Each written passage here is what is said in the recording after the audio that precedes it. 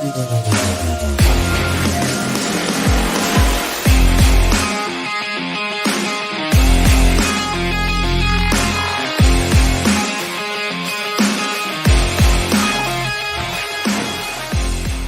up, everybody, and welcome to a brand new episode of the Hot Mic here on the Outlaw Nation channel. I am the Outlaw John Rocha, joined as always by my cohort on this crazy little show here, the Sneider himself, Jeff Sneider. How are you, Jeff? I'm good, Johnny boy. Happy Thursday, baby. Happy Thursday, baby. Happy early Easter, and happy opening day. This is the year, John. This is the year when Jesus is coming back. I can feel it. Wow. Hey, I don't know if he wants to come back, but I mean, this is a good year to come back. There's a lot of movies for him to enjoy, for sure, if he wanted to come back and hang out in the theater. Jesus is a Monkey Man fan. I'm sure. We got so much to get into and talk about here on the show. We got some Star Trek 4 news, some Spider-Man 4 news. We got comments on that Anthony Mackie drama. We're going to play this young lady's rant. Florence Pugh apparently is taking videos from the supposed set of Thunderbolts. Jury's still out if that's AI or not. We have conversations about that as well. The Godzilla Kong A New Empire came out this weekend. Jeff, I think you've had a chance to see it. I have not had a chance to see it, but we'll certainly talk about it. Gosling, Chalamet, got some deals coming through. We got some Pirates of the Caribbean, Ryan Coogler news, and of course, all your Streamlabs and Superchats. We will answer them. See a bunch of Streamlabs already. Superchat. Yes. Well, he's outdone himself. The return of Jesus. The Sneider scooping that one. Hello. I wonder who your sources are on that one. But anyway, we're going to get into all of it here. So please remember to send your Streamlabs and Superchats as we go on through the show. I'm about to pin it in the chats and the description right in the video and right above Jeff's head as well. All right. Jeff, anything you want to say before we start? Any news, any feelings, any thoughts, or are we good to go to just jump in? My elbow hurts. Oh, Lord. All right. Is this the new old man injury? Were you playing ball? What happens? Is it tennis? No, this was a few weeks ago on the way to ball. I was running. I run it into ball, right? I don't walk there. I run it in. Right. And I tripped on the sidewalk and I went down hard. Like people came over and they were like, "Are you all right?" And it still hurts a month later, my elbow. Oh, God. You fell down in front of the boys? Ooh, man. Ooh. That's hilarious. Well, that's the game. That's the game sometimes, for sure. All right. All right, well, let's get into things. Let's start off first with Star Trek 4. This one was one that we should hit on real quick. Steve Yockey, who is the creator of the Max series, The Flight Attendant, the one with Kaylee Cuoco that was recently canceled by HBO Max, is joining Starfleet as the new screenwriter for Star Trek 4. Paramount Pictures and Bad Robot still intend the project to be the final chapter for that cast that we got, starting with J.J. Abrams, 2009's Star Trek here. And there was a great article in Variety on the Star Trek franchise. I thought that was a really nice read here. But Jeff, this is an interesting idea. There have been 3 separate attempts to get this thing off the ground. And finally, it seems like this is happening here under this screenwriter here, Steve Yockey. Matt Shakman was originally going to be part of it. He pulled out to do Fantastic Four. So do you like this story? He's got a Netflix series coming that's connected to the Sandman universe. And there's apparently another project that Star Trek project that they're working on over there with Toby Haynes directing and Seth Grahame-Smith writing. So is this promising news? Are you excited by this news? As I said, there have been 3 separate attempts to get this on the ground. Does this feel like it's going to stick? Why? What, like Khan style? Why are we doing this? Like it makes no sense. John. Okay, tell me why. First of all, I mean, if the guy's just getting hired to write this script, when are we going to see this movie? 2026 at the earliest? That's a decade that has passed since Star Trek Beyond. What are they thinking that we're going to forget about how bad that movie was? Like, I don't understand. Like, they missed their window. If they wanted to do another movie, they maybe had a few years after Beyond to give it another shot. At this point, move on. What are you doing? What are you doing? Wow. What are you doing? Who are these people? Well, I think they're sensing, look, Picard got great reviews and a great reception, just won a bunch of awards at the Saturn Awards. The new Star Trek Discovery season is about to come out, and that's the end of that particular run of Star Trek Discovery. Lower Decks has been getting a nice response. And so maybe they think this is the time with all the positive buzz around Star Trek to be releasing this particular film or getting this thing off the ground. But it's not an exciting hire. I mean, Flight Attendant was fine. The hire has nothing to do with it. In my opinion. I mean, go on. I don't mean to interrupt. No, like, it's like an afterthought to me that they hired Steve Yockey. In my article yesterday, I didn't even like talk about him or what that meant. Okay. It was just still incredulousness that they're moving forward with this, especially if they're already developing an origin story for a new cast with Seth and Toby Haynes. Like, right. What is the point of developing that movie to then pull the trigger on this one? Yeah. I guess because they want to give the cast a goodbye, and they maybe sense there's a, how can you say, there's a cash cow here that they can still get some milk out of, possibly. But there's not, right? I mean, the last one made $343 million, which I don't know if after everything gets calculated if it turns a profit, but I believe it lost tens of millions of dollars. Yeah, I agree with you. I think it's the worst. It was the worst one of the three that were released, because I liked Into Darkness. I liked the 2009 reboot. But maybe they sense. I'm just saying, like it seems that Star Trek has turned the corner here in the pop culture zeitgeist, where people are much more interested in it again. Shatner has a documentary coming out about himself very soon that Mance was at the premiere for and did interviews for. So maybe they sense there's some positives. But I think what you're saying, though, is right. Like, we're going to wait like another year and a half or whatever for this film to come out. And they're all going to be older, the entire cast. Are you really going to be able to get all of them to come on board to do this show? They're all, or movie rather, they're all like respectively working on other projects. I don't know. I want to see it. Just as, because I think why do you want to see this? Like the cast is good, right? I like the cast. I like Chris Pine. He's a good Captain Kirk. I like Quinto as Spock. But like they did it. We've seen 3 of these movies. None of them really worked for me. Right. I mean, I thought the first one was okay. But like, why do we need a goodbye movie? Why, like, there's nothing exciting about these movies anymore. What do you mean there's nothing exciting about these movies? You just don't like Star Trek, or do you think they're a little too long in the tooth as a franchise? Like, it's been going on since 2009. Oh, and none of these movies were like $1 billion grossers or like that big of hits, right? They kind of barely just justified their budgets. Chris Pine and Zach Quinto, it's not like they got any bigger. That's well, I think certainly Pine did, but I don't know if Quinto did. I think Chris Pine in 2009 is like, oh, this is an exciting movie star and he has a lot of potential or whatever. And maybe he's technically bigger now, but we know what Chris Pine is. There's no mystery to that performance. We know what his Captain Kirk is going to be. It's time to reboot this thing. You cast Glenn Powell as Captain Kirk. You cast Jacob Elordi as Spock. You know, I mean, come on. Like, this isn't hard. This is an interesting point you bring up because, as you said, Beyond made $343 million off $185 million budget. Into Darkness did better than any of them. $190 million budget, $467 box office, and 2009 $150 million, $385 million box office. So certainly not massive in terms of the box office returns for these films overall. So you could ask the question, like, because I mean, they were making the Star Trek movies with Kirk and Shatner for like 20 million, 11 million. They weren't making them for a high end amount of dollar sign. So maybe this is a smaller approach here. You bring someone like what's his name again? The guy who wrote Steve Yockey. Steve Yockey. You bring him in, who's been primarily writing for television. Maybe he's writing a more condensed, a smaller story, so you're not spending as much. I mean, that's what everyone is doing, right? That's what every franchise is really doing, is trying to scale down a little bit. But at the same time, when you're making a sequel, you got to pay the cast more. That's I don't true. even know if there are deals in place. They may have to renegotiate everybody. Yeah. I mean, it just seems like, and plus movies are more expensive in general these days because of COVID.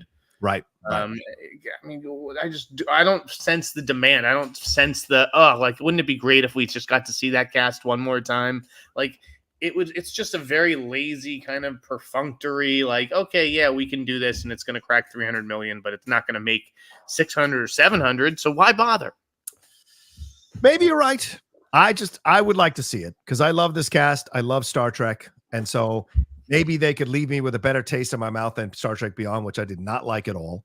And so I cheer this happening, although I don't know if it ever will, to be honest with you, because this is the third or fourth screenwriter. I don't think it'll ever happen either. It literally doesn't make any sense from a business perspective to me.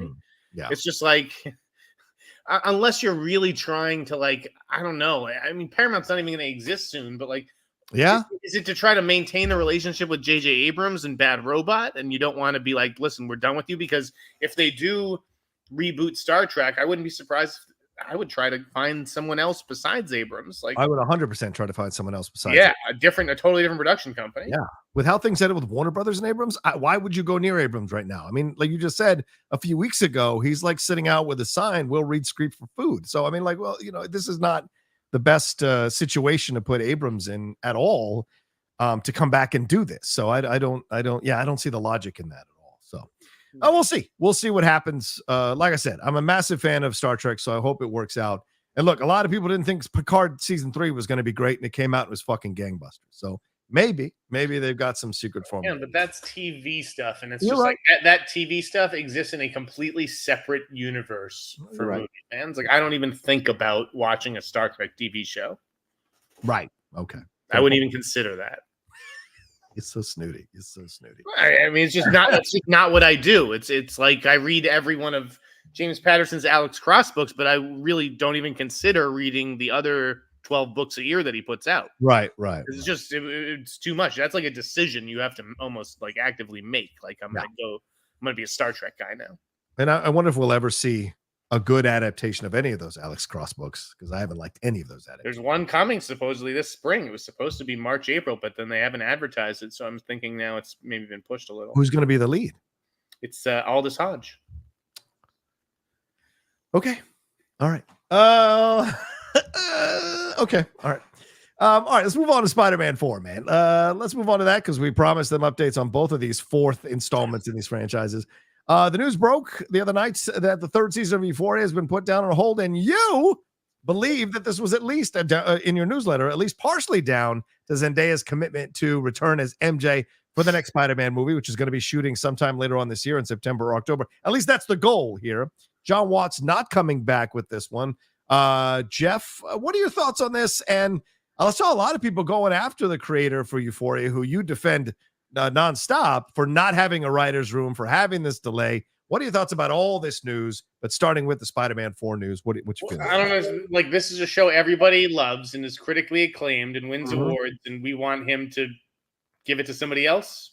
Well, basically, people were saying he wouldn't be delayed if he had a writer's room. They could have worked on the scripts together. They could have gotten this on hand. Then the show's not the show that he's been doing.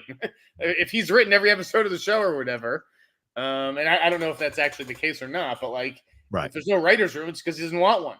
Right. Like Taylor Sheridan doesn't want Taylor Sheridan. Yeah, exactly. And frankly, these guys have earned that. For sure. And it's just like, he should get a writer's room so they can come out faster. Like, that doesn't that doesn't make any sense. Well, people, they want to be satisfied immediately. I'm told that Zendaya and Sam Levinson were very much on the same page about a delay. About a delay, even if HBO was not on that page. Oh, interesting. Okay. Is that because Sam wanted more time to kind of sort out the scripts and sort out the storylines and whatever? So he was happy? Well, it was certainly getting to be a point where it was like, listen, are we still going to bring these kids back for high school? Like, it's been so long. Are we really buying all of these people? Given the other projects we've seen them in, playing like full-fledged adults, like now they're going to come back to TV and play teenagers. So I think a time jump made sense. And when you're doing that, it's like, okay, I got to make sure that HBO and I are on the same page. Like, let's really take our time and not rush something because we have to get it all done this summer because Zendaya is shooting Spider-Man in the fall. Right. That's not conducive to a good third show. And if you've made everybody wait this long, why not? What's another, 6-9 months or whatever? So isn't Sydney getting close here to Zendaya? Like, do you think she's still leagues below? I mean, isn't Sydney a part of the show? So don't we have to factor in? I mean, she's been doing so much now. Absolutely. She's a huge star. She's not Zendaya level. Okay. Fair. Let's be serious. But that's she's a huge star. Elordi's a big star. Coleman Domingo's a big star. Hunter Schafer's getting to be a star. Right. So the scheduling of all these different pieces is also difficult. But yeah, I'm basically told it's because Spider-Man 4 is like obviously a huge months-long production. And given where they're planning to shoot that, and like the timing of that, September, October, it's like we would have either had to rush Euphoria into production this spring and finish it all in like 4 months or something like that. Right. And I don't know what the episode count is going to be. Obviously, the lower the episode count, the lower the shoot. Right. The shorter the shoot. But yeah, they're just like, let's just take it at the top of the year. Yeah. That'll give time Sam to write, and that way, she'll be done with her Spider-Man obligations, and yeah. Well, what do you hear? What do you hear about director? Do you hear anything? I mean, because starting in September, October, that may seem like far away, but we're about to go into April, which is the 4th month of the year. September, October is 5 or 6 months away, bro. So do you hear that like the rumors of Drew Goddard and other directors? Are you hearing anything in the wind? Can you say? I mean, I looked into the Drew Goddard rumors when they first broke. Yeah.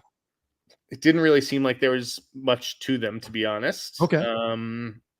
The name that I had heard was Justin Lin, but that was just one of several names, right? All right. And so I hate this game of telephone that the internet plays where I say Justin Lin is in the mix, right? And I believe he is in the mix, and then it becomes Justin Lin is the choice to direct Spider-Man 4, or like he's in talks. It's like, wait, what? Like, what is wrong with people? Like, I assume it's because they don't actually subscribe to the newsletter and they just see the headline or the tweet, and then they just write a story off of that without reading the nuance and the language of everything. And Sony, I think, was probably upset about it, and I don't blame them entirely. I mean, but I can't help the way the internet aggregates this stuff. The way that I did it, I thought was completely fair game. I looked into the Justin Lin stuff weeks ago. Right. It had sort of been denied, and I didn't say anything, right? But then this Euphoria stuff comes up, and it's like, okay, now it's time to talk about Spider-Man. Like, I have really no choice. How do I talk about this delay without talking about Spider-Man 4 and her commitment to it? And once I'm talking about Spider-Man 4, well, then I'm already halfway there, where it's like, let's just put the name out there in case it is him down the line. But like, I was very clear as far as where things stand. It's still very early days. They're not talking to anybody. But at the same time, if you're going to tell me, listen, we're not thinking of anybody, and you're trying to put this movie into production in 6 months, well, then that's a story too, because somebody over there at Sony should be thinking about this. Somebody should be thinking about who's going to direct our biggest movie of the year. So, don't tell me that there's not a list or there's no one in the mix, because there's always a mix. There's always a list. Do you hear that they're going to go the Tom Rothman route, or do you hear that they're going to go the Feige route, the smaller approach? Feige, Rothman, and one. Oh, I have no idea. I have no idea. No, okay. But Justin Lin would suggest a larger. I would imagine so, right? It would suggest a larger movie, I think. But again, I don't know what approach they want to go with. Yeah, and I'm here, and we see from the recent interview that was quoted in this article that I took this from, about Tom Holland. Do you sense this is probably the last go around of Tom as Spider-Man? Like, your personal opinion and analysis. The solo movie, it does feel like it. It feels like he's already kind of dragging his feet on this one. So it does feel like this would be maybe a last hurrah. I don't know if it would be like his last appearance as the character, because I could see him popping up in God knows how many Marvel movies. Secret Wars or something. Down the line or whatever. But yeah, I'm getting the sense that, he's maybe had his fill. He's done his time in the suit and is looking to see what other opportunities are out there. This is not the same drunk Tom Holland who called people to tell them how much he wanted to come back and play Spider-Man. He has now kind of hit that wall. This is just me speculating, only because from what I understand, and maybe he's waiting for the director. I'm not, because I thought maybe months ago that he had a deal in place, but I'm not sure that he does yet. I don't know, or something else for Spider-Man. I don't know if he's like signed the same way like Zendaya may not be like formally signed or whatever. But like, if they're making the movie, then she's tacitly agreed to show up and be there. Euphoria for her to make the movie. Yeah. But yeah, it's definitely quiet. It's definitely taking a little while. I don't know what the holdup is on Sony's end. Okay. I thought it was just that they wanted to deal lock the Tarantino movie down or something first. Right. Because that's going to be a big piece of business for them. And I do think that they are going to end up getting that movie. But yeah, neither one is confirmed at this point. I guess this week's business for them was locking down the Aronofsky Austin Butler package. Right, which we'll talk about a little bit later on in the show for sure. But Tom said it in the interview. He said, what does he say? I want to do things that scare me, things that make me uncomfortable. I got so used to the Marvel machine and the safety blanket of Spider-Man, feeling like I was protected. So doing something like what he was doing there with his recent projects was incredibly scary. But because it was so scary, it was so fulfilling and so rewarding. So to me, looking at these quotes, looking at these comments recently, it does sound like he's like honest. This is like Daniel Craig on his way out of Bond. Like it just feels like yes, absolutely. And it's also, again, when you're playing Spider-Man, yes, he did an incredible job, and then that movie did gangbusters business, right? No Way Home. But there's a sense that, okay, well, it's Spider-Man. It was going to do that well anyways. It doesn't really matter who's in the suit or whatnot. Look at what Timmy's doing. Look at, he's doing Wonka. He's doing Dune. Now, yeah, those are both big pieces of IP. Right. But both also could have gone spectacularly wrong. True. And they didn't. And so he's proving himself in a movie star. Not that Tom Holland hasn't yet or isn't one, but like he's proving himself a movie star in a way that Tom isn't yet. And I think that Tom Holland is eager to go off and do those kinds of things.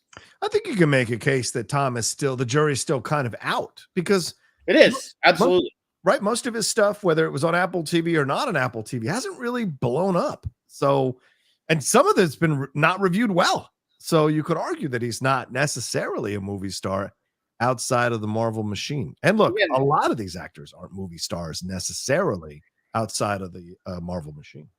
And this is his signature role, right? And it's a high school role. Right. I think Tom Holland's at the age where he now wants to be seen as a man. Oh, he's a man. Yeah, I man. I'm a dude. Don't you think? Like, of course. But like, he's like Michael J. Fox. Like, did you really ever see Michael J. Fox as a man? He was always just kind of an overgrown kid who, yes, once he crossed 21, technically a man, but it never really radiated like that in anything he did. Even in the Still documentary, I still sense that there was this 15-year-old kid inside of this older man's body. So, I think some people will never quite fully radiate that overwhelming thing. And Thomas seems to be like one of them, but who knows? Maybe down the road, he'll do something really incredible artistically or independent movie wise. And it'll really come through how much of a man he is. I mean, Jake always felt that way to me, Gyllenhaal, until I saw Nightcrawler. And all of a sudden it was like, oh shit. All right. This is a whole nother realm. You know what I'm saying? This is a dude now, a man now. So maybe. All right, let's move on to this fallacy. Apparently there is a video out of Florence Pugh showing people the Thunderbolts set, Jeff. I don't know if I believe this, but apparently the movie is happening, much to my surprise. This is her on the set. I can't turn the sound up because I don't want to get into any trouble here, but yeah, she's walking around the set, showing things, showing friends she's met on Black Widow. We walk onto the set. We meet we see some things behind her. We meet the director there who feigns being surprised by this situation, like they didn't schedule this ahead of time. We see a picture of her holding a gun, and then this tube thing behind her. What is all of that? That spherical thing behind her. And then she says goodbye after seeing a bunch of people here. So apparently the Thunderbolts movie is actually happening. I thought that it wasn't, but it is happening. But clearly some things have changed as we've seen over the last few months. So how do you take this video? Is it just promotional? Is it very clear that it's going to be Florence Pugh as the lead now of this particular movie? What are your thoughts on this particular video? I have no thoughts on it, John. This is just an actress doing a little social media tour behind the set. You didn't believe Marvel when they were casting up this movie. You didn't believe it would ever happen. I didn't think this was going to happen. And when they were talking about reshoots and they were cutting characters and they were like replacing cast members, I still felt it didn't make sense to do essentially a Suicide Squad film in the Marvel universe. And when they were saying that it wasn't going to be Florence Pugh who was going to be the lead, I was kind of surprised by that. So her doing the video, though, makes me think that she is going to be the main lead in this. and it's not going to be Julia Louis-Dreyfus, I hope, and that character, which I think is a ridiculous character in the MCU. So I like that it's going to be her. So to me, this gives me hope that this is actually going to be a movie I want to go see, whereas before I wasn't really excited about it. I mean, I won't. I have no excitement whatsoever until I see a trailer. So Fair point. Yeah, because Olga Kurylenko, and no offense to David Harbour, like Sebastian Stan, like that wasn't necessarily going to get me through the door. You got Florence Pugh leading it. Okay, now I'm through the door. Now I want to see what you're going to create and what you're going to do. All right. Anything more you want to say on that? Anything topic? no. All right. Let's move on to this. A 10-year-old screenwriter. Jeff, you wanted to talk about this. This was a blurb in the Hollywood Reporter.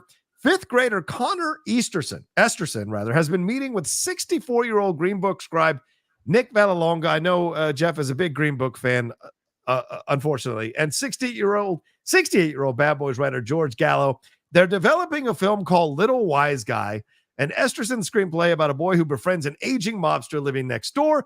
They're working on this script. They're going to start pitching it around town. This is really happening. A 10-year-old screenwriter. Jeff, why did you want to talk about this story?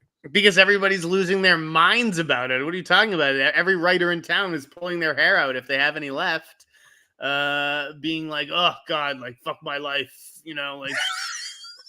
But like, I kind of love it. If you're writing a movie that's Home Alone meets The Godfather about a kid who realizes he's living next door to some mobster, then it's like, why wouldn't you want to bounce that ideas off a 10-year-old kid? Be like, well, the mobster's going to say this. What would you do, kid? What would you say?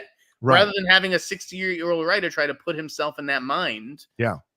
Just call this kid over. I mean, I kind of love it, and I think it's not just about a 10-year-old screenwriter, right? It's about two 60-year-old writers, yes, who are doing something new to try to generate buzz and sell a spec or sell a pitch, and I love it. George Gallo is someone I've known George's writing partner my whole life, basically. Okay. So like I've followed George's career pretty closely, and I honestly hadn't heard about this. I thought I was going to be able to like write about it last night, and be one of the first ones because like it was buried in like a THR like Rambling Reporter article. Yeah, it was a bunch of discussing film. Like found it like an hour or two before the newsletter went out, and it went viral. But I just thought this was like such a wild story, and to think he's not even the youngest screenwriter that there's been. Right. Not that his movie's getting made yet or anything, but Robert Rodriguez gave his 8-year-old kid Max a credit on a movie. And this kid isn't just some nobody, right? He starred in a Spy Kids movie from Robert Rodriguez. Maybe it's just working with Rodriguez and seeing this one-man show do everything on his own. Sure. Maybe that inspires you. Yeah, absolutely. He wrote the 6-page treatment, apparently, according to this, on his own. And then has been meeting with these two guys too. And I don't know how he hooked up with these two guys. Maybe he's got connections in Hollywood beyond just maybe Robert Rodriguez got him hooked up with these guys. But it's an interesting thing to have two of these dudes coming in and giving him advice or giving them advice and them hammering out the script and pitching it around town. So yeah, it's an interesting thing. A 10-year-old screenwriter. My God. What were you doing with your life at 10 years old? I was writing scripts and movies. I was probably being more productive and more creative when I was 10 years old than I am, these days. And I only wish that some producer had been like, hey, kid, like, what would make a good movie? If you're trying to reach 10-year-old boys, why not ask a 10-year-old boy what they'd like to see? That's true. That's very true. I like that idea. All right. Well, there you go. Let's take a quick break because we're almost at the 30-minute mark. We'll jump into some more news stories on the other side of this. And please remember to send in your Streamlabs Superchats. We will answer them once we get through all the stories and have some fun answering your questions. Send them in. The Streamlabs address is right above Jeff's head. Pin in the chat. It's in the description of the video as well. And as we're going to break, Jeff, where can people go to subscribe to your newsletter to get these scoops? TheInsnider.com. I'll have 2 scoops tonight. There you go. 2 scoops. All right. We'll be right back right after this.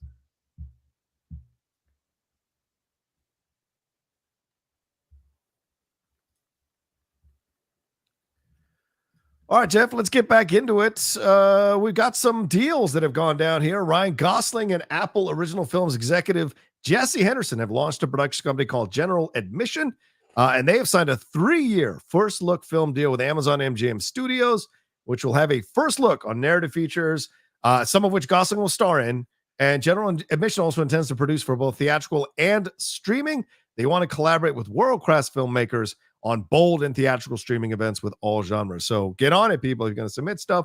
And then Warner Brothers signed a multi-year feature film deal with Timothée Chalamet to collaborate on future projects as a star and producer. As part of the first look agreement, Chalamet can make movies elsewhere, but WB gets first dibs on backing his potential projects. All right, so talk to me about both of these deals. Are they similar? Are they different? What does it say about Ryan? What does it say about Timothée and the studios they're working with on these deals?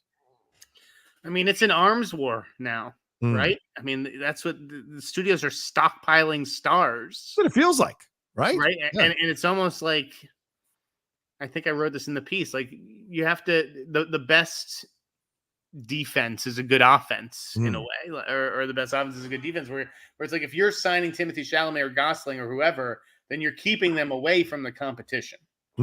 Right. Yeah. I think what it shows is that more and more stars are starting to prioritize theatrical. No one wants to make, spend months on these movies because it's the same time investment. And then just see them sort of disappear into the streaming ether. Yeah, right. Yes, Gosling signed with Amazon MGM, which is technically a streamer, but like you're starting to see more and more theatrical commitments and wide theatrical commitments from them.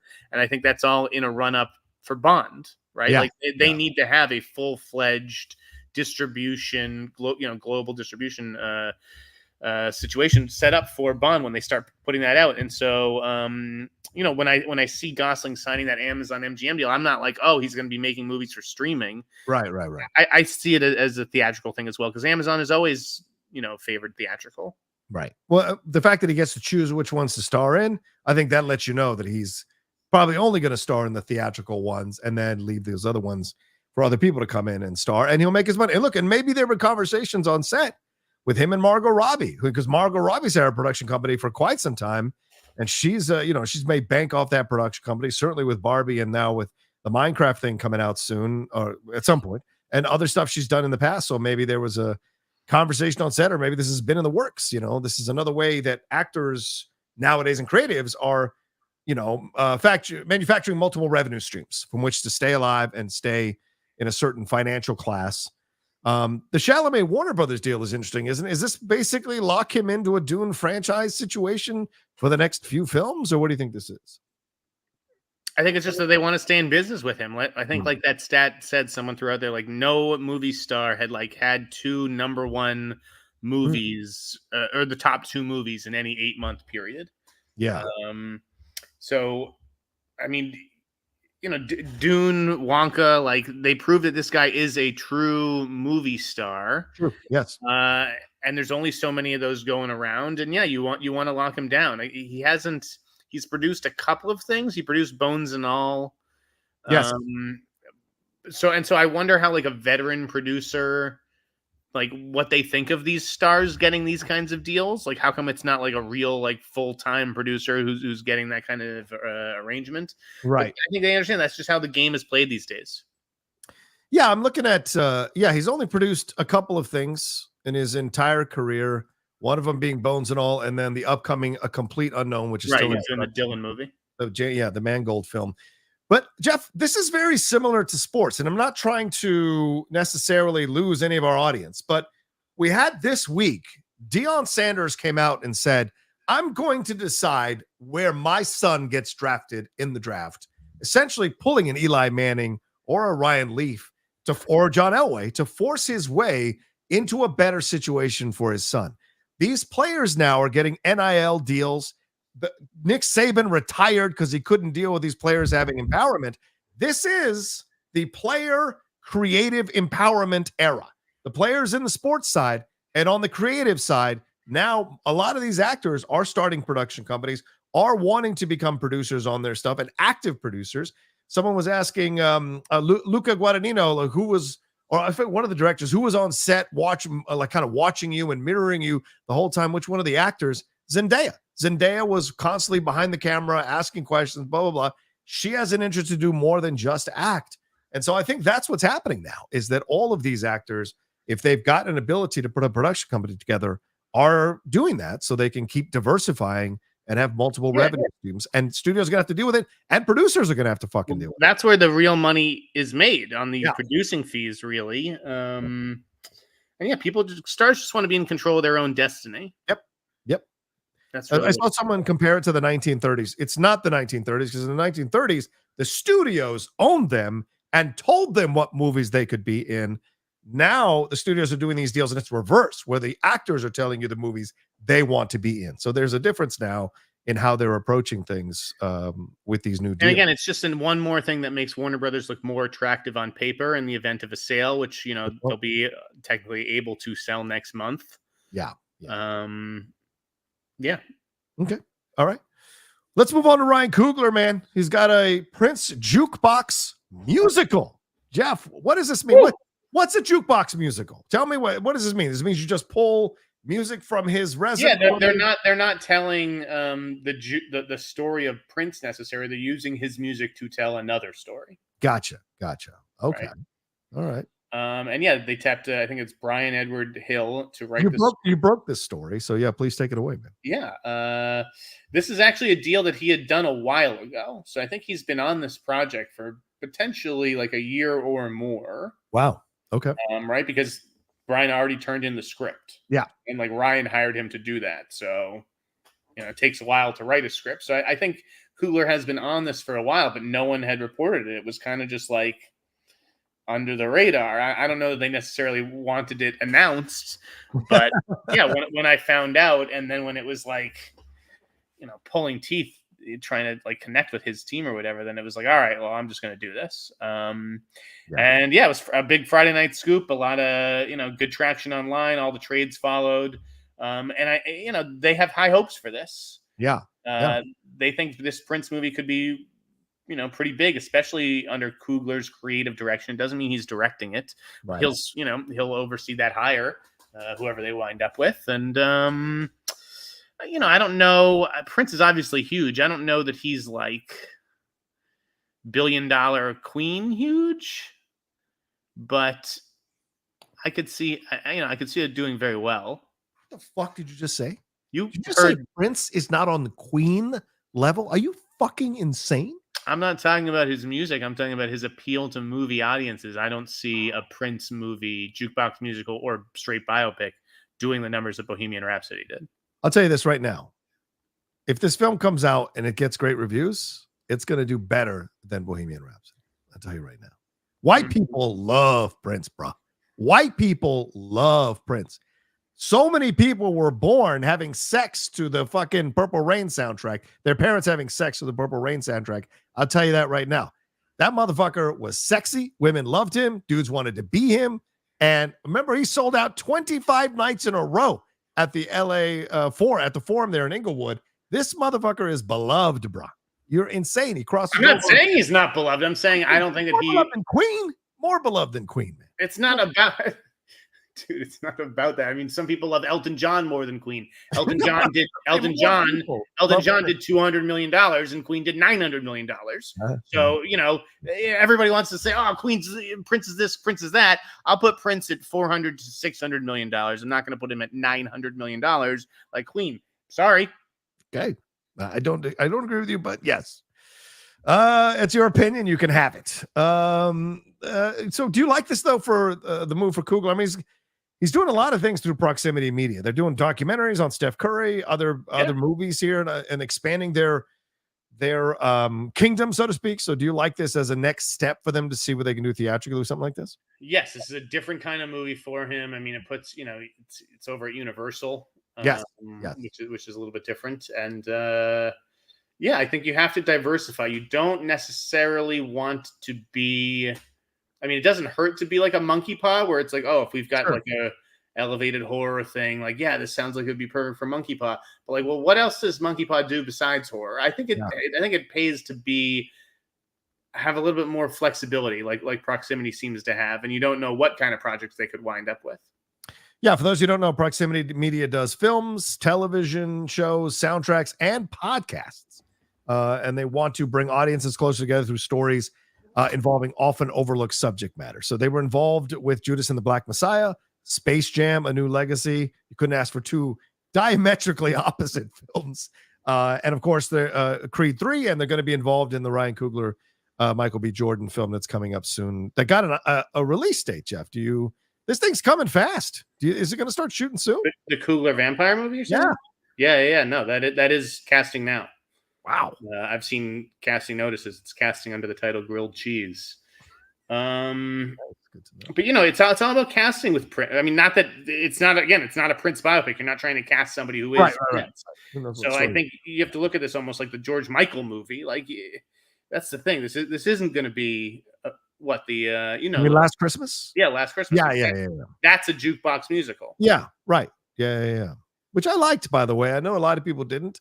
I enjoyed Amelia in that one. Okay, but jukebox musicals tend to not make $1 billion. Yeah, that's fair. That's fair. So maybe we're not. Calm down in the chat there about Prince versus Queen. I'm telling you, Bohemian Rhapsody versus whatever the title of this movie is, Bohemian Rhapsody is going to come out on top. If they make a great Prince biopic, it will make more than Bohemian Rhapsody. Guaranteed. If you find the right actor. Yes, 100%. You got to find the right actor because obviously Rami was fantastic as Freddie and won the Oscar for it, for sure. All right, we've delayed this long enough, Jeff. Let's get into it. There was a video circulating around social media about MCU star Anthony Mackie apparently not giving the time of day to this poor young woman who was very upset about it, and she released a TikTok video about it. Let's take a look at it, and then Jeff and I will have.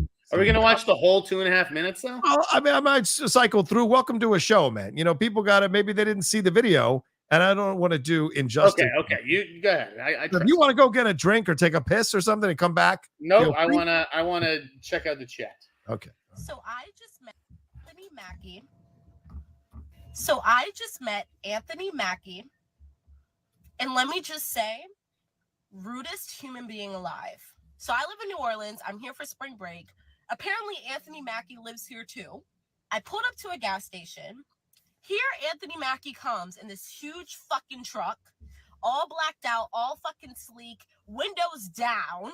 So it's like, also, if you don't want people to come up to you and fucking say how much they appreciate your work, why the fuck are all your windows down? Maybe because it's hot. Music, smoking a fucking cigar. So I park my car, getting ready to pump my gas. I see Anthony Mackie across the fucking lot. I gently walk up to him, being like, oh my God, I'm so sorry to bother. Because I know celebrities are on time. I know celebrities got shit to do. I understand that. So I walk up being very, very, very respectful, very, very, very open-minded, being like, hey, I'm so sorry to bother you. Tell me why Anthony Mackie did this. No. No. Yeah. To my face. Yes, he did. To your face. No. Yeah. And then just went back to what he was doing, having me standing there. Like a human being? Standing there in front of Anthony Mackie being like, oh, should I leave? Like, should I go? When I tell you, all I wanted to do was walk up to that man. First of all, thank you for his time, for even looking at me, and then saying how much I appreciated his work, and that was it. That was it. I just wanted to be like, hey, Anthony Mackie, like, it's so nice to meet you. Like, I'm so, like... Let's stop it there. All right, so there you go, Jeff. About a minute and a half. What in the fuck is this, bruh? Like, I got things to say about it, but if you'd like to go first, please knock yourself out. Yeah, I got to go Team Mackie here. I mean, I've been Team Mackie for a long time. I really like Anthony, and I don't think he's the rudest celebrity. I think the rudest celebrities would that list would shock and surprise you. But yeah, I just love how people are, even in the comments of our show, right? People are like, oh, he sounds like entitled, or like he's big timing her. Like, dude, she's just like, well, all I wanted was this. All I wanted was this. Well, what about what he wanted? He wanted to be left alone. Yeah. Right. Yeah. This reminds me of the story. And when the article I was reading, they linked to the story where this grandmother walked up to Anthony, who was smoking a massive fucking cigar, all up in his shit by his car, hanging out with his boys, having a drink. And she comes up and goes, will you take a picture with my grandchild and me? And it's like this idea of entitlement, and I'm going to say privilege, fan privilege that some fans have is just mind-boggling to me. Because what she says is, I just wanted to go up and say hi. You are the 5 millionth person that is coming up to somebody just trying to say hi to them. And you have no idea what it's like to be famous. You have no idea what it's like to have people constantly coming up to you and thinking they're going to have an authentic experience with you. The second part of this, you also don't know how many people are out there now in the age of social media with a fucking camera waiting to trap you, waiting to say the wrong thing to you, waiting to get a reaction from you so they can get famous themselves and ride your coattails, because this generation can be quite fucking lazy. Not all of them, but can be quite fucking lazy riding other people's fame coattails for themselves to be famous. So you've got to be aware of that. And he didn't say, get the fuck away from me, or I don't want to talk to you. Like De Niro, I've heard De Niro is quite clear when he doesn't want to talk to you. He simply said, nah, I'm good. Like, can you let me be in peace? We don't know if motherfucker's going through a breakup, got some bad news from his family, got a contract that fell through. There's all kinds of shit with Anthony. So I agree with you. I'm team Mackie as well. And I'm team anybody famous saying to somebody, yo, let me have my space. Let me have my fucking time. Because he's a human being, is entitled to that. There's a time and a place for everything, right? But like when you cross paths with a celebrity, you're like, oh, this could be my one chance, right? And so you ignore whether this is the time or the place for that interaction, right. And you're determined to have it no matter what. You focus on you rather than them. You become inconsiderate to them to satisfy your needs. You know. Right. It's just bad form. And it's like, okay, if you want to go home and tell your friends, oh, I ran into Anthony Mackie. He didn't give me the time of day. What an asshole. That's one thing. Right. Tell your circle about it. But to like go on social media and blast these celebrities, and now you have millions of people, teeing off on Anthony, and everyone pulls out their Anthony Mackie story about the time he was kind of rude to them. It's just like, yeah, shut the fuck up. Yeah, that's the way I feel too, man. Anthony has a right to be a cantankerous son of a bitch if he wants. He's earned it. He's worked his way up to Hollywood. And yeah, maybe he's more like Baby Doc than we might like to think from 8 Mile, but that's who he is, right? And so, but we've also seen Anthony be very giving. He's done charity work. He's certainly shown up and taken pictures, done the junkets, do all of those things. So like he gives and gives. The man has also a right to be like, hey, I'm on my own time, man. I kind of just want to be alone. What was he going to say? Oh, sorry, sweetheart. I'm so, you know what? Can you leave me alone? You're having the interaction already. So like he just didn't want to deal with it and didn't want to get into it. And when you watch the grandmother video, he's very kind to her and says, no, I can't right now. If you don't mind, I can't right now. And very clear. And she was like, oh, you can't be taking a picture with me and my child. So trying to guilt him into doing it, right? Like some of these fans can't take no for an answer. And I get that these guys have a responsibility. They're role models, particularly Anthony, who's a superhero, and especially little black boys look up to him. Yeah, sure. But like the Anthony I know is a real sweetheart. And I just it left a bad taste in my mouth, that video. That's why I sent it to you. I was like, oh, I know you're gonna fucking have an opinion on this one way or the other. Yeah, man. I hated as I say, it's fan privilege. And people talk about white privilege all the time. There's fan privilege, which is across all ethnicities and ages and barriers. And you see it in the world of pro wrestling the most, where these fucking morons corner these wrestlers in airports to try to make them sign shit so they can go on eBay and sell it and make their rent. And then they whine like little bitches when these wrestlers don't sign their shit and try to lie to you that it was for my kid. It was for really 50 fucking posters for your fucking kid. It's all bullshit, And I think there needs to be laws passed that stops people from doing this. 100%. I think there need to be laws to be like, you know what? Time and a place. You can pay the fee, show up at the con, take the picture, have the interaction. You cannot go up to these people in random places like a fucking bathroom and try to trap them in a conversation because you feel the need to stroke your ego by having a conversation with a celebrity. I don't know that there needs to be laws. That seems a little extreme. I don't think anybody should be, fined or hauled off to jail because they try to say hello to a celebrity. Death penalty. I'm joking. But, yeah. Yeah, I just thought this girl like totally went overboard and did not think of it from Anthony's point of view, like my brother's been down in New Orleans and seen Anthony before and has approached him. And granted, he was like, "Oh, I'm Jeff Sneider's brother," and whatever. And Anthony's like, "Oh shit, hey," but like, you know, I've heard good, you know, nothing but good stories about this guy over the years, except from Frosty. Wow. I mean, Frost is a prick anyway, so I wouldn't. We're not getting into that. I'm just. I can say what I want about it. You don't have to say anything. But he's a prick and he's pissed people off, so it's no surprise to me he got into it with Mackie. So what did someone say? Someone said, "Oh, Diddy's Law." Diddy's Law. Yikes! Anthony Mackie could end up playing Diddy down the line. Who knows? That's possible. That's very, very possible. Yeah, for sure. So yeah, I just feel bad. I feel bad for Mackie getting dragged like this because people are gonna, as you said, pulling out the stories and coming after him, and the guy's just trying to work and do his thing, and not everybody has to. Like Charles Barkley said years ago, man, I ain't a role model. I ain't about doing all this kind of shit. And I think the time has changed where people used to be like, you should just be appreciative that you're a celebrity. You're lucky. You should give back. And those days are done, man. These people work really, really hard to establish the things that they've established and to be able to do the things that they're doing. And they have such a limited private time.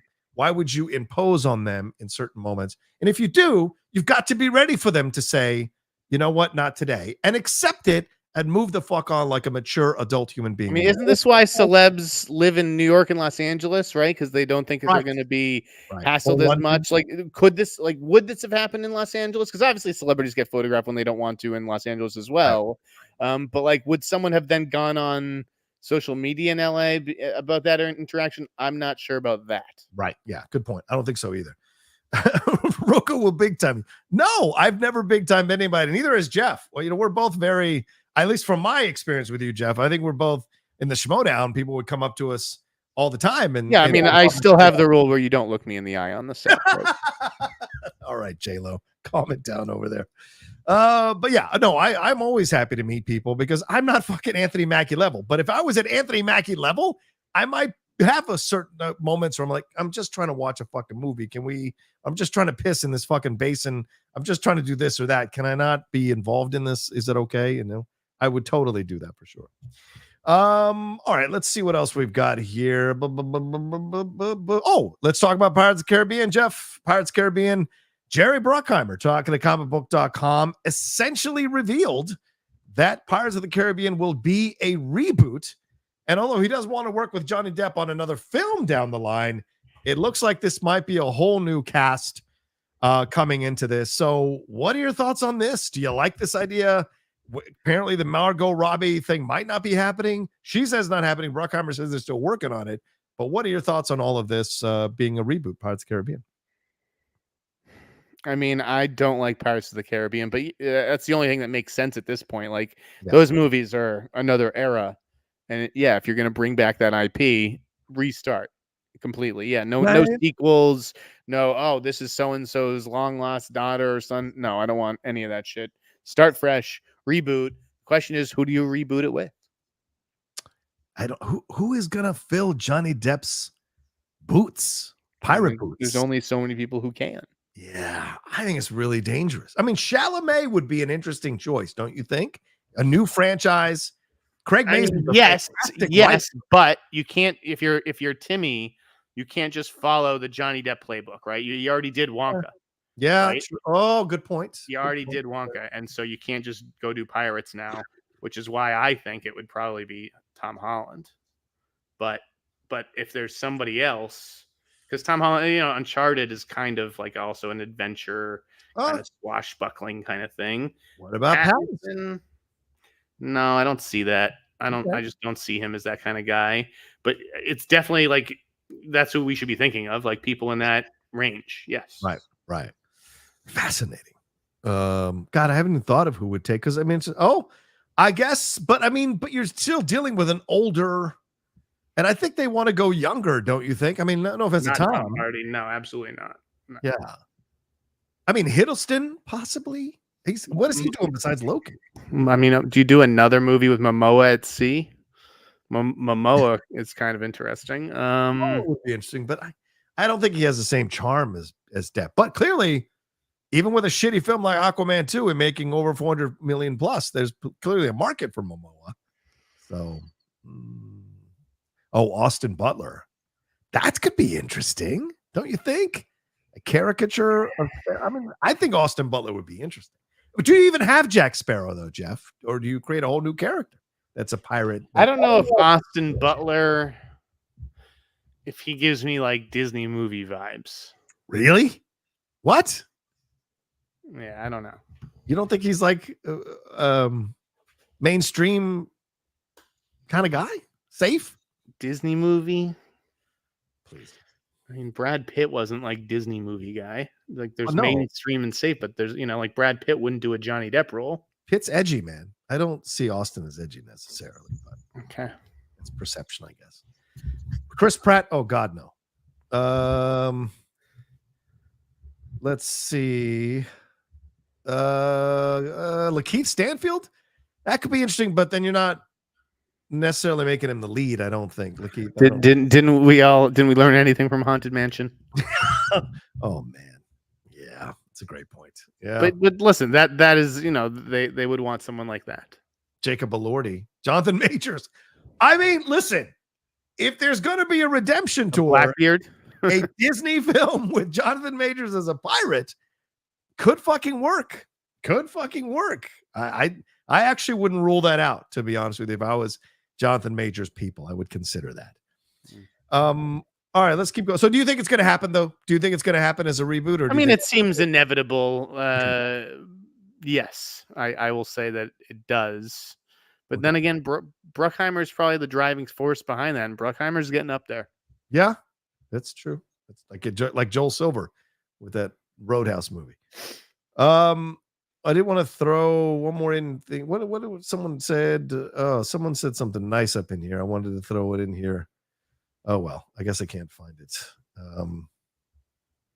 Oh well, we'll move on. All right, Christopher Nolan is a lord. Jeff, Emma Thomas is a dame. Do you like this? Prince Charles just came out and said that this is happening. So for their, they're going to get a knighthood and a damehood and honored for their services to film. Is it a little too early in his career, or do you think he deserves to be a sir now, Sir Christopher Nolan? I'm not going to call him Lord. I'm going to tell him right now. Kelly Bush, if you're watching this, I'm not going to be referring to Christopher Nolan as Lord. He's not a lord. He's a knight. There's a difference. He'll always be Lil Chrissy Poo to me. Oh my God. Come on now. I think it's a great honor for both of them, honestly. And I like that she got a damehood as well, like respecting the fact that how incredible she's been as a producer of these films that Christopher has done. And of course, they've been together for a long time, met in college, married in 97. So I like this is a good thing. This is the cherry on top of the Oppenheimer cake, right? There's nothing more you can do now after Oppenheimer. Like you go and do your thing. Right. You win Best Picture, you win Best Director, you get Lord and Dame, and that's it. It's pretty much done. All right. And Caitlin Clark offered $5 billion to play basketball for the Big Three by Ice Cube. $5 million. The highest amount of a person's making, I think, $250,000 in the WNBA. $5 million. Okay. Is this a publicity stunt, or do you see this as a legitimate offer? Yes, it's a publicity stunt, but I'm sure it's also a legitimate offer. I mean, I think people do want to see her play with the men, so to speak. And it would be huge for Big Three. Like that would get big ratings and everything. And yeah, I think it's totally worth it.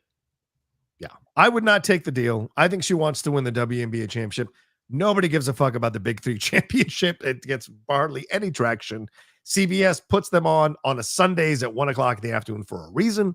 And also, right, but the money. I mean, money talks. Like, do you go do Big Three for a year, take the paycheck, and then you don't even have to worry about getting injured out there in the WNBA court? I like what Jason Williams said this morning on Jay Williams said on ESPN. He said, "This is their opening offer. So if this is their opening offer, you have room to negotiate."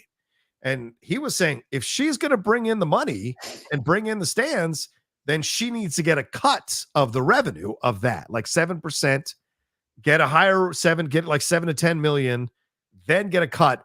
And then you have some negotiating leverage. So when you go back to the WNBA, they've got to offer you maybe a fucking chunk of the franchise you're going to play for, which like LeBron or Magic try to get. So That's not a bad idea. If she was, Do you going think to, what kind of success do you think that she'll have? I think she's going to be massive. Listen, and I'm not talking about in the WNBA, but like playing against men. Like, do you think that she would still? I think the big three works for her. So I saw a lot of people bring up, I forget the player who plays for LSU, Angel Reese. They want it but Angel Reese is a post player, and her posting up against a bunch of dudes, big dudes down low, I don't think is going to be as successful. The Caitlin Clark is a pick and pop. So if she's passing, which she can, I mean, you've seen her highlights, she can go behind the back, through the legs. She's a great passer and facilitator, but she's a fucking incredible shooter. So if you're staging a 3-on-3 and popping her out on the corner, she's going to hit lights out all day in every game. And so I think the big three is tailor-made for someone like Caitlin Clark to come into the league and play. I just don't think she'll do it. But if she did do it for a year or two, I think she could show her drawing power even more massively in a league like that. That would be very interesting. She's about to get paid anyways with commercials, so it's not like the $75,000 she's going to make as a rookie in the WNBA doesn't mean anything. She's going to be a millionaire already. Yeah, they're estimating $3 million in endorsement deals first year off of that. So we'll see. And of course, the women's tournament continues this weekend, and the men's is going on right now. All right, Godzilla X Kong New Empire. Did you get a chance to see it, Jeff? Review your thoughts. I did. I saw it yesterday. There'll be a fuller review, anyways, in the newsletter tonight. But yeah, this was not a good movie. Really? I mean, I'm just gonna echo what I said on social media last night, where it's like, or this morning, we got to save Adam Wingard. We have got to save this guy. You're Next and The Guest are like two of the best genre movies of the last 15 years. The Guest is great. And this guy, we've lost him to these Godzilla movies. And maybe he's doing it to show that he's a good soldier and so that he can get a really cool assignment at Warner Brothers, maybe A Nightmare on Elm Street. This guy deserves a reward of some kind because holy crap, like these movies, I'm telling you, this new one makes a case for why there should be 10-year-old screenwriters. It's so funny because I saw some people going crazy for this movie, and Warner Brothers is not screening this movie in secondary markets for a reason, because they know it's a shit film. And so I'm amazed at some of these critics who've come out with positive takes on the movie, like overwhelmingly positive takes on the movie, when I know from people I trust that it's a piece of shit. So I'll have to watch it tomorrow because I didn't get a screening here in San Diego at all, and I'll see if I agree with you or not, Jeff. One last thing, we got Bad Boys 4 and Unfrosted trailers the last few days. Any thoughts on Bad Boys 4? Didn't do numbers wise anywhere near what Beetlejuice did, and the Unfrosted thing came out this morning. I think it's doing okay. Who is looking at trailer counts? I just come on. This is not a thing. This is not a thing. View count matters, bro. Come on. No, it doesn't. Oh, okay. All right. I think Bad Boys 4 looked like Bad Boys 3. I mean, the same kind of gags. It looks fun. Opening the same day as The Crow. I'm very curious how that showdown works out. Crow, yeah, obviously. Yeah, I thought it looked okay. You really think the trailer count doesn't matter? 2 million views for Bad Boys 4, 15 million for Beetlejuice. That tells you there's more interest in Beetlejuice than in Bad Boys 4. Cool. Shocking. Do you think Beetlejuice is going to gross 7 times as much as Bad Boys 4 opening weekend? I think it's possible. I think it's not possible. I don't think it is. If Bad Boys, no, I guess you're right, because Bad Boys, the last one, made $400-something million worldwide. So there's no way Beetlejuice is making 7 times that. So fair point. I just mean, like, I think it shows an interest, so to speak, and this, it's interesting because we haven't seen Beetlejuice since 1988, and people want to see what's he like, what's he look like, what's this sequel going to be. We just saw fucking Bad Boys a few years ago. We know what we're getting. I don't need to click on the trailer to understand what Bad Boys 4 is advertising. But do you think this is a fallout from the Will Smith situation, or no? Like the lower view count, people maybe not that interested in the film, not wanting to see it? Okay.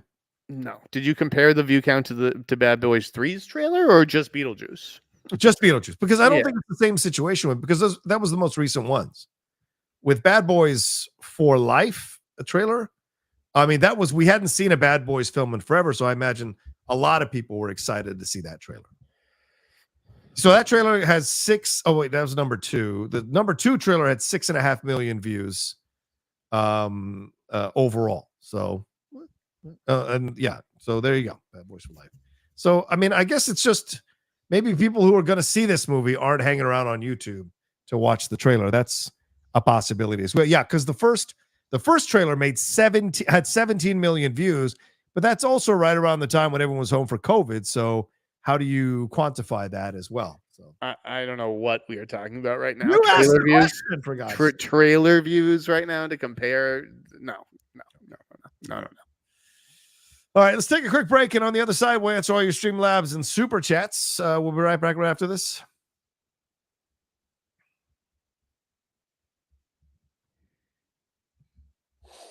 All right, Jeff, let's get into it. Let's go through these. Elusive Rock says, definitely need to check out Final Fantasy VII Rebirth on PS5, second part in a remake trilogy of the OG Final Fantasy VII. First experience since Endgame, where the story and spectacle met on the audience's head. 97 hours. I'm nowhere near completion. Wow. Did you understand any of these words, Jeff? Barely. All I know is if you're spending 97 hours playing a game and you're not near completion, dude, good luck. I mean, we're over here complaining about Killers of the Flower Moon being 3.5 hours long. This guy's been playing this game for 97 hours. 97 hours. That's a lot.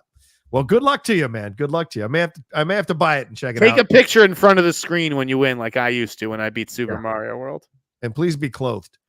Daffod Moody says, hey, John and Jeff, next week is the Disney proxy vote and was wondering who you think will win, Bob Iger or Nelson Peltz. Jeff, I suggested as possible for us to talk about today. I imagine someone was going to ask us. So what are your thoughts on this? I think Bob Iger's going to win. I think Bob Iger's done enough. Yeah, I think so too. To win, yeah. And I think that people gravitate towards the most powerful guy in the room. And Bob Iger hasn't shown that vulnerability where it's like, oh, like, is this the moment where like Bob Iger could lose power? Like, because when people show that vulnerability, whether it's Harvey Weinstein or Scott Rudin or Joel Silver, like people pounce on it. Yeah. Right.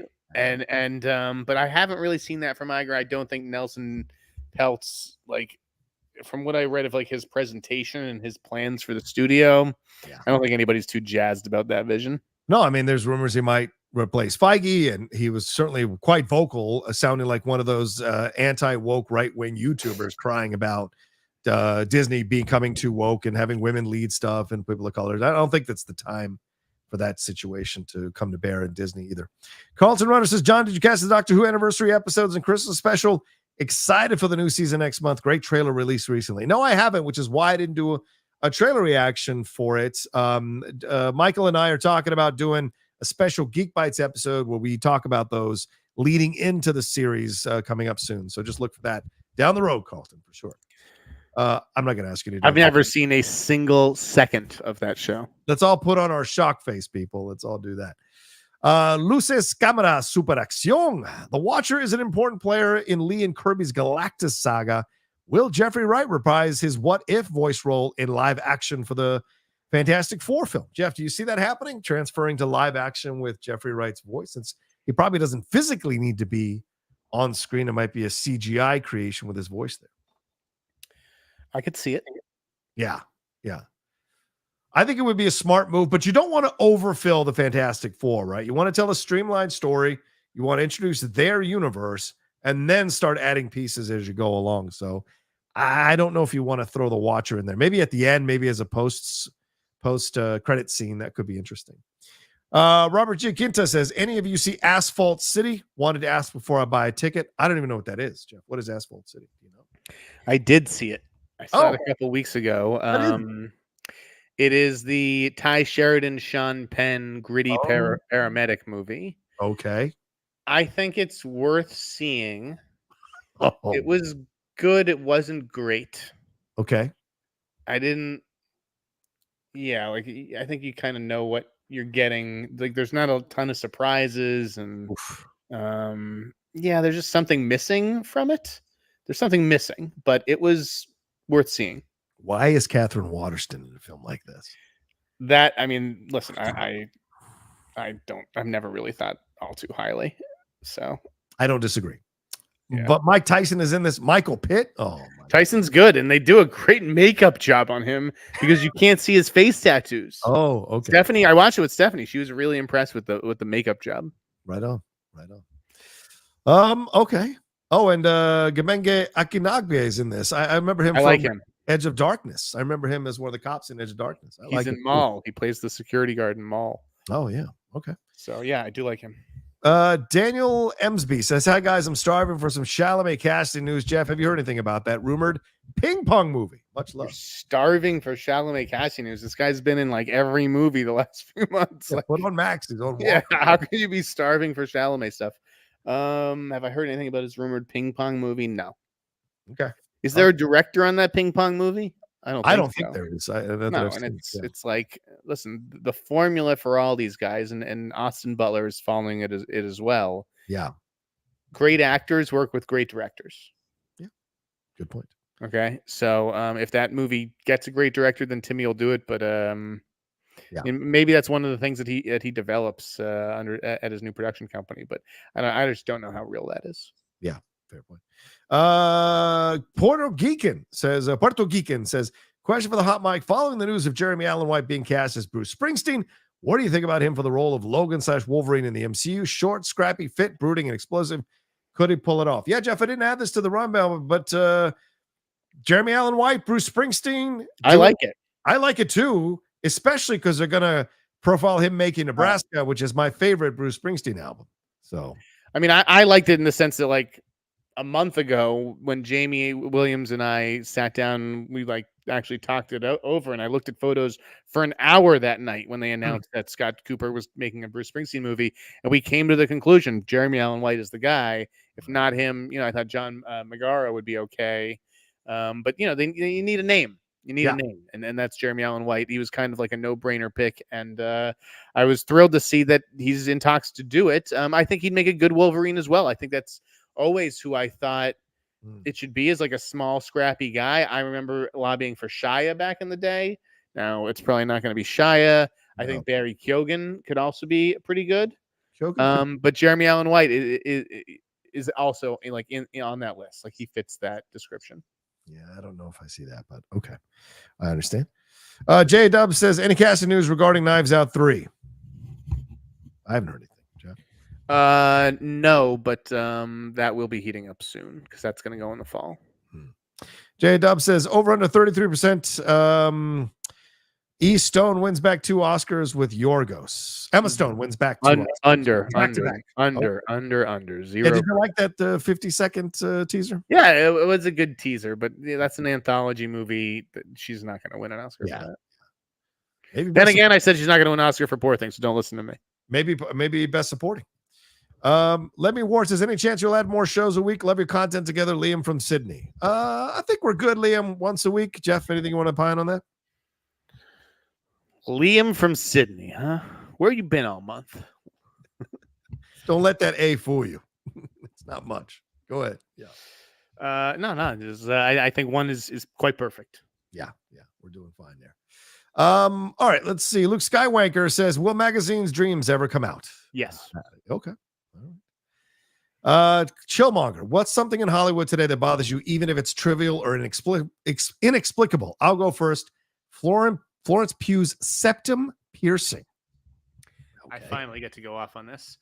This is the single most disgusting trend, okay, that women have embraced. I mean, what are we doing? Putting this shit in our nose. It's gross. No one looks better with it. Stop. You're such an old man. I don't have a problem with the septum piercing at all. Do what you need to do, ladies. Whatever you like. What's something that bothers you? Cattle? I don't understand. Like, who would do this? Who would put something through their nose to better express themselves? Yeah, maybe. Jesus Christ. What's something in Hollywood today that bothers you, even if it's true or inexplicable? I'll tell you. I went to Godzilla vs. Kong, right? Yes. Movie starts. What happens when the movie starts, John? When I grew up, people used to put their phones away. Yep. And instead now, Yeah. that's when the phones come out. Yeah. And influencers just start filming the screen for the first minute. What? Oh, it happened yesterday. What? Yes. Oh. And it's wild. Yeah. I assume it's so they can put the first minute up on their social media, and like they're probably being encouraged to do this. Yes. By the publicists and right. And the studios. Holy fucking shit, dude! It is crazy out there. That's nuts. Again, that's why I like being down here. That doesn't happen down here. That doesn't. You don't have influencers in San Diego? Everyone puts their phone away. There are people who come to these films and they have influencers at these films, but the press screenings do not have any influencers that are pulling out their phones. The mixture with the audience, press and audience, that happens, but not with the single press. We come to this place to laugh, to cry, and to make content for TikTok. Yeah, ridiculous. And I would say I'll piggyback on that. I think any of these influencers asking inappropriate fucking questions on the red carpet when legitimate sites can't get these slots, those are the things that's the thing that I see now that irritates me and pisses me off as well. Dan Ivey says, hey boys, hope you're both doing well. Jeff, saw the rumor about Shane Gillis leading in the Quentin Tarantino movie. Any truth to that? Keep it up, the both of you. I think it's bullshit. Jeff, what do you think? Yeah. What? Yeah, I think I don't know if there's any truth to that. Doesn't seem like it. I don't think Shane's a great actor. Now I tweeted out there, but it was based on that blind that was submitted to Dumois. Yeah. Sometimes she gets some accurate blinds and sometimes she doesn't. And I'm not quite sure what to think of that yet, but it would surprise me. ShenX17 says, what will Zendaya do now that Euphoria is delayed? Cleopatra, Spider-Man isn't until September. Any hints, Jeff? It's a good question. Yeah. I don't know. I don't know how she'll spend her summer. She might chill. She's been doing so much. She might relax a little bit. That's true. I mean, she's got challengers to start promoting soon anyway, right? She'll be busy. I was going to say, she just did a whole press tour for Dune. Yeah. Now she's got to do it again for challengers. Yeah. It could just be time to take the summer off and rest up for Spider-Man. Her and Tom both, since that's going to be a long shoot. Let these people rest. Stop coming up to them at fucking gasoline places.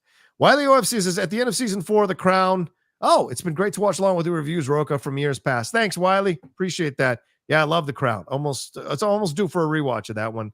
Unfortunately, we didn't do a final season 6 back half review, but everything else we've reviewed, Laura, Kelly, and I. Thardog, thank you very much for the super sticker. Appreciate that. Oliver 3748 says, I agree. No one owes you anything, but it would behoove actors to at least be kind to their fans. No? Oh, well, all we can do is speak with our wallets. Yeah, good luck with that. Hope you guys are cool in real life. Yeah, we are, I think. And she was kind. He didn't say, get the fuck out of here. He said, no. He just said, no. I don't know what more kind you need to be. Like, no, like, I'm cool. Remember, you're a fucking stranger. So every human's got a right to be like, no, to a stranger. And he has no idea how much of a fan you are or any of that nonsense. So he's like, you know what? I'm cool. You guys can approach me. I'm looking to sign some titties. Come out here. Show me a titty. I'd love to sign a titty one day. Jesus Christ. All right, there we go. Thardog. Guys do. I'll sign guy titties. Okay. Thardog says, you too, Rock. Watch Good Time for the first time, and wow. Yeah, the Pattinson film, huh? What'd you think of that one, Joe? Did you like it? It's okay. I mean, I like Benny Safdie in it a lot. I like the energy. I like Buddy Duress, but yeah, I didn't love like the end of the movie. Yeah, fair point. Got to stick the landing in my book if you want a recommendation for me. I don't recommend movies that don't stick the landing. You can stick the landing, maybe stumble getting there, but if you stick that landing, you'll get a positive thing. Yeah. Matt B says, did you guys happen to see the THR article about the AMC Theater at Universal City Walk that joined Yahtzee? Do you think this will set a precedent? I did not. What about this, Jeff? Do you know anything about this? I didn't see it either. I don't even know what Matt B is talking about, but I'll check it out after the show. Yeah, joining Yahtzee. Oh, interesting. Okay. Can one theater join? I mean, the AMC, is it Are they all individually owned? I thought it was all like you got to be from the main company saying you can join. Maybe they joined them on the strike lines. Maybe I don't know. I don't know. Played out says John, just busting your rocks with that big time stuff. No, I appreciate that. Of course, I know you are. Oliver 3748 says Adam Wingard must be good in a pitch room because he keeps getting work consistently. As industry pros, what do you guys think? Is it just connections? I mean, I'm sure he is good in a room. I mean, he's a good filmmaker. But I also don't know that like he's competing with the Hollywood A-list for the Godzilla gigs. Yeah. Yeah. But you said we need to save him, so maybe that'll happen at some point. I'd like to see him do anything different than these movies. Like these are just. I mean, he puts Dan Stevens in this one. There's a little bit of personality in it. You can see some of like the Wingard isms, but yeah, like I just don't understand. Like this guy has this. If you're Hitchcock, right, and you're great at making a certain movie. I'm not saying you have to do that your entire career, but like you didn't see Hitchcock go and make like the Towering Inferno, right? Like No, you didn't. Wingard, stick to what you're great at. I mean, shit. You got a gift. Like, why are we wasting on these fucking forgettable creature features where it's just Godzilla, Kong, smash? Yeah. Spider-Man 4? No. That could be interesting. Especially if you go with a darker edge, a darker villain, a more horror-esque type villain. Maybe Doctor Strange down the road. You don't bring back Sam Raimi. You bring Adam Wingard in. That could be interesting. Luis Feliciano, you want him to go smaller with a smaller. I get it. I feel like Wingard could do like a, like maybe what's going to come after Venom and Kraven? Like could he do Kraven 2? Probably Sony selling the rights. I think that's what's going to come. Luis Feliciano says, what would you do with Angus Cloud in Euphoria season 3 after his tragic death with a big cliffhanger at the end of season 2? I've never seen the show, so I don't know, Jeff. What would you do with him? What would I do with him? There's nothing to do with him. Like with his character, like how would you handle the death or whatever? Do you have any thoughts on that? I mean, you write him out and respectfully, and I mean maybe he can still be alive in the show, right? But he's obviously not a part of the show. I don't think that we need to follow every single Euphoria character that we met in high school, right? Yeah. When you graduate high school, everybody goes their separate ways. I don't need to follow every person who had a storyline on Euphoria. A bunch of those actors are going to get cut. There's not enough money. Like you got to make choices in terms of which talent you're going to pay and how much time they're going to get and everything. So I think some of the actors who are like, oh, well, I think the show may be canceled and not just delayed. Right. It may be canceled for you, sweetie. Oh, all right. There you go. Luis Feliciano says, if Star Trek 4 happens, what is your Chekhov recast choice for the late Anton Yelchin? Ooh. I already did it. Go ahead. Jacob Tremblay. Oh, yeah. That's a good choice. I like that choice. I'm full of good choices. Tracer James 51 says, people have been speculating about the asterisk on the Thunderbolts title in the set video. Think it possibly changes to Dark Avengers, maybe cash in on that Avengers name. Look, if that happens, then I was right the whole time that Thunderbolts movie was never going to be made. The Dark Avengers movie absolutely was going to be made. So if that's really the twist, I'm still kind of technically. If the title changes, then it's the whole intention of the movie changes. So the Dark Avengers. Miguel Zayn says, Jeff mentioned last week that Lantern Show was looking for at least one big name. Would Glenn Powell as Hal Jordan fit that bill already or not yet? Thanks. He would fit that bill, but he's not. Again, you're going up. Like he should be going into movies, not receding back to television. I know he signed on to do like a Hulu show where he's like a football coach or something, but I didn't love that play either. No, I don't think that the play is doing a Lantern Show for him. Yeah. Thunderwolf says, saw Rocha in London, can confirm he was nice. Oh yeah, thanks, Thunderwolf. Yeah, I don't pull that stuff. I'm always. He didn't charge you $5 for a selfie. This guy learning British terms. Stephanie, you're working on him. Fantastic 314 says, hey guys, who would be on your Mount Rushmore voiceover actors? Thanks for doing this show. John Rocha, number one choice. I wish. Peter Ben Cullen, Burt. Ben Burt. Okay, go ahead. Yeah. Keep going. Peter Cullen, I said, so I think that's a great choice. The Transformers one. Yeah. Roll out. Kevin Conroy, wouldn't you say, for the Batman iconic nature of Batman? Oh my God. Sure. All right, go ahead. These are like specific characters that you're associating with specific roles. I think someone like a John Ratzenberger is a little bit more impressive. There's nothing I can like think of as like, oh, that's this iconic voice performance, but he's lent his voice to so many things. You know, like he's been in he does everything. I mean, well, Mel Blanc would have to be up there, right? If you're talking Mount Rushmore for all the Looney Tunes movies. Right, Nancy Cartwright. But she only did one character, so right. Okay, so who else would it be? Hank Azaria, maybe Azaria, yes, no, it's Harry Azaria Shearer or Harry Shearer, either one of those two. Yeah, right. What about Billy West for all the stuff he did? Maybe. It's a good question. It's a fun question. Thank you, Fred Tastic. And Rob Paulson, I would absolutely put up there. I love Rob. All right, let's hit these Streamlabs or Superchats rather, or Streamlabs rather. Let's go. Lou says, "What's your thoughts on the Variety article about Dune 2 not having / showing Middle Eastern and North African influences? Seems excessive to complain about it in a sci-fi adaptation. Love the show. Look forward to it every week." Jan, don't care. Don't care about your representation. Don't care. All right. Here's what I would say.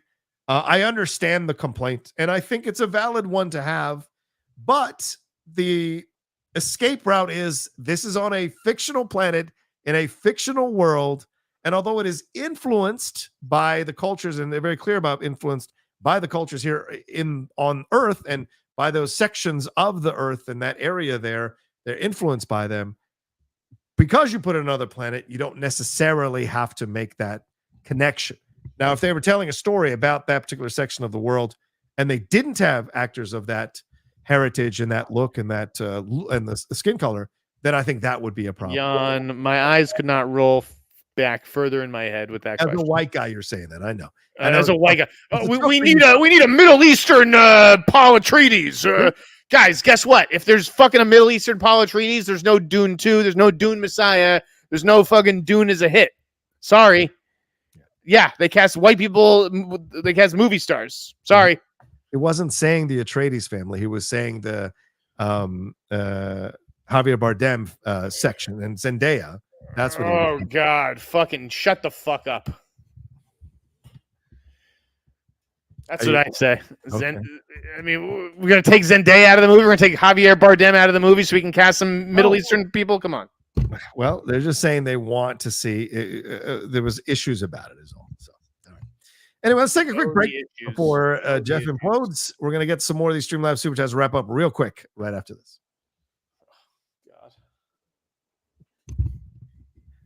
What's wrong with you, man? What? I'm just fucking this whiny baby shit. Oh, there's not enough representation. Shut up. Alan Smithy says, "Hey, John and Jeff, challenge. Say something nice about a new Night of the Hunter adaptation directed by Scott Derrickson and written by C. Robert Cargill. Many on social media are upset at the thought of messing with a classic. It's beloved. Thanks, guys. Look, I think it's awesome. Scott Derrickson is a fucking awesome director. Having him do a version of Night of the Hunter that Robert Mitchum made so famous, I think would be great. Updating it now, especially with how people are using religion nowadays as an extension of their own bigoted points of views that they personally have. And a lot of shysters out there using religion to fleece people from their money. This is a perfect time to show how people are duped by these religious people, quote unquote religious people, as they perform horrible acts and what have you. Just look at all these evangelical leaders who are falling all over themselves to touch Trump. It's a fucking great time to do something like this. So I think he would do a great job. What are your thoughts on the Derrickson adapting this with Robert Cargill? I mean, I think this is like one of the top 5 movies of the 50s. But so it is a classic. I understand when people getting bent out of shape, but like it's not untouchable. It's not a Casablanca, Gone with the Wind, or Citizen Kane. It's a great movie, but I think that there is still room for improvement. And as Cargill sort of went on Twitter and said, like, the book is a lot darker. Yeah. You know, they had to cut a lot of shit out for the 50s. Right. I'm down for someone else to do it. Do I think that Derrickson and Cargill are the right guys necessarily? That's up for debate. I haven't loved some of their stuff. I wasn't a big Black Phone guy. We watched that together, right, John? Yep. I liked it. But... yeah, it could end up being Ethan Hawke. Ethan Hawke's obviously their go-to guy. Oh, yeah. I could see it, but I don't know. I'd also like them to go maybe a little bit younger with that role. Yeah, maybe. Corey H says, yeah, you guys born and raised in New Orleans. Oh, you guys. Hey, guys. Born and raised in New Orleans, and I've met Anthony Mackie, and he was very pleasant and a very nice guy. This girl's reaction is over the top. And so why trash one of the good reps of our city? Makes no sense. Shake my head. I agree, Corey. 100% agree with you, bro. 100% agree with you. This is a person who took an interaction and went crazy with it because they have self-esteem and self-worth issues that they haven't worked out, and they need to work out. Because if the celebrity says no, and you're like, why the fuck do you drive around with your car, with your windows down, Scarlet? It's like, no, man, this is about you. This ain't about him. Chloe said, surprisingly, I've had interactions at my work with stars such as Natalie Portman, Kristen Stewart, and others, but I respected their own personal space and did not ask for a photo. Jeff, thoughts on that? Thoughts on what? Somebody not asking for a photo from who? From Natalie Portman, Kristen Stewart, and others. What do you want, a cookie? She's just saying that she hasn't done it because she respects their personal space. I think that's a good way to go about it. Mike Joyce says, were people expecting greatness from Godzilla X Kong? Godzilla tackles Kong through a pyramid in this. That tells me everything I need to know. I can't wait to see this in IMAX. It's just a weightless CGI. I mean, there's no feeling to this movie. Even if it's an ape fighting a lizard, don't you want to feel something for them? Like, yeah, like Godzilla -1. You felt something. Right, exactly, which is the perfect movie to point to and be like, after that movie, you can't make a movie like this. You can't release this. Killian says, are you guys Severance fans? The second season is taking so long, it reminded me of what you just said about Euphoria. Do you think this show has the same impact years later? Thanks. Definitely taking too long. Definitely a disaster behind the scenes. Oh, really? Is that what you think's happening? Okay. Fair point. Oh, yes. I hear no one can stand each other on that set. Really? Oh, that's a shame. There were articles about this last year where they like Stiller. It was like Mark Friedman and then the creator, right? Dan Erickson, is it maybe? And like they didn't get along, but Stiller couldn't find anybody to replace Friedman, so they brought him back. And they brought in Beau Willem on halfway through the second season. It's a shit show behind the scenes on that one. Yeah. I heard the same thing, obviously, about Ted Lasso behind the scenes, especially this final season, that there was a split between the cast and the writers about who to go with. Wayne Edwards says, so I watched the Acolyte trailer twice. It looks so cheap. It should be on the CW. I remember when Star Wars was big. Now it's tiny, and the fight choreography kind of sucks. Okay, Wayne. Clearly, that's your point of view. You paid to say it, and there it is. Okay. I can't agree with you. I don't agree with you at all. But I know, Jeff, you were a bit underwhelmed by the trailer itself. The Acolyte trailer. It looked like everything else. Like what is pulling me in? Fair point. One last one. Garth Knight says, we need more representation on Rocha's channel. All I've seen a Hispanic and a Jewish fellow for over a year. Can we get some diversity here? Yeah, I have it. I have gay people on my channel. I've had I have women on my channel. I used to have Wendy Lee, who was Asian, on my channel. I used to have Dorina, who was a Latina, on the channel. So I've had a lot of representation on the channel. Maybe if you're only watching one fucking show, you should watch other stuff so you can see some more representation on this channel. I make a very strong effort to have that. Maybe representation's more than what you see on the outside, guys. How about that? Think about that. You almost done. All right, let's get on out of here. I hope Garth Knight was being sarcastic. All right, let's get out of here. Thank you all so much for hanging out with us. We appreciate it madly here on the hot mic. You guys are awesome. Jeff, where can they find you and what you got going on, brother man?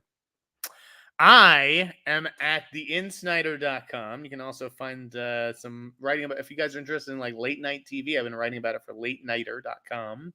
And yeah, I'll have some scoops in the newsletter tonight, so be sure to subscribe. Thank you guys so much, and go see Femme. go see the movie Femme. Femme. Okay. All right. As for me, you can find me at The Rocha Says on Twitter, Instagram, and TikTok, The Outlaw Nation on Twitch. Please remember to subscribe to the channel. We're marching towards 50,000 subscribers. Get us there.